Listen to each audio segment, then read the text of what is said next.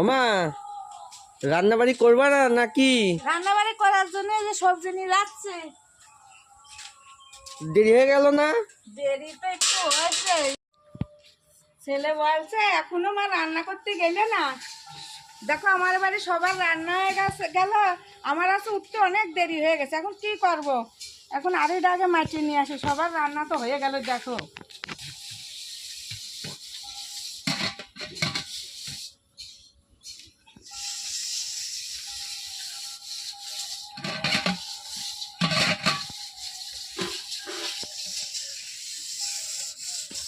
গ্যাসও পাচ্ছিনি, প্রতিদিনই এই মেটি মেটি রান্না করে। একদিন যে গ্যাসে রান্না করবো তার আসছে না, গ্যাস দিয়ে রান্না করা লাগতেছে।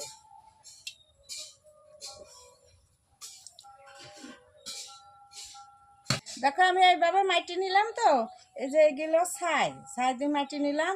তারপরে রান্না করার পরে আমার একটু খাটনি করতে হবে না, কোনো মতন জল দিয়ে দিলেই মানে এইভাবে করলেই পরিষ্কার হয়ে যায়।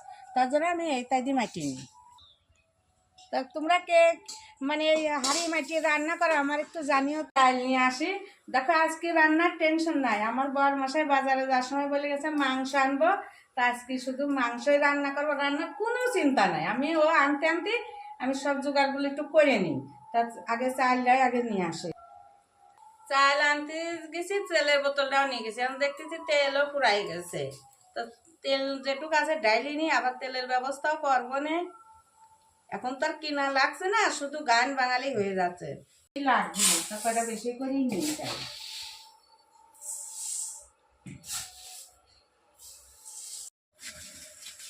উনুন ধরাই দিচ্ছি, উনুনটা ধরিয়ে কুটাকুটি করতে করতেই আমার বরমশাই মাংস নিয়ে চলে আসবেনি।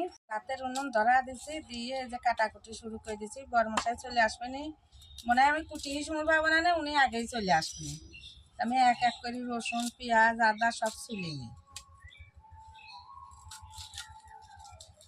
আলুটাও এখনই ছুলে নিই, আস্তে আস্তে সব জোগাড় করে ফেলা দেবো, যাতে আর দেরি না হয়, আসলেই উনুনে চাপাতে পারে।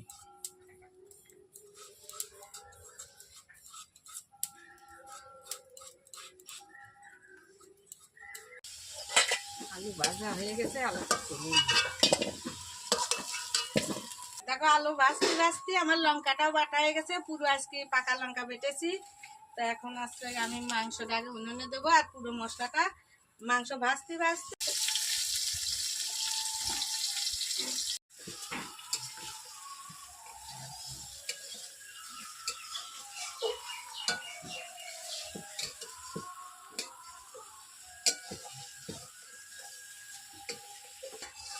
এই যে মাংস কষাতে বসেছি, মানে কষানো প্রায় হয়েই গেল। এত রোদ্রু গায়ে লাগছে, মানে বসে থাকা যাচ্ছে না, রোদ্রু সে প্রচন্ড তাপ আসবে।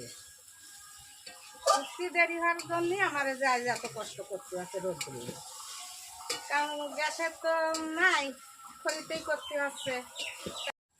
আমার বর মশাই বলছে খালি মাংসের ঝোলে খাওয়া হবে না, তার সাথে কিছু করো। তা কি করবো? তা বলছে সজনের ডাঁটা দিয়ে একটু চচ্চড়ি করো।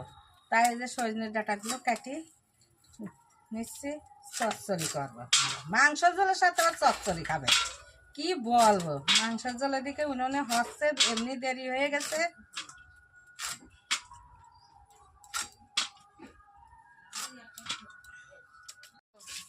ঝোলে জল দেওয়ার সঙ্গে সঙ্গে দেখো উনুনের রান্না কার বলে, টক বক করে জল মানে ফুটছে জল।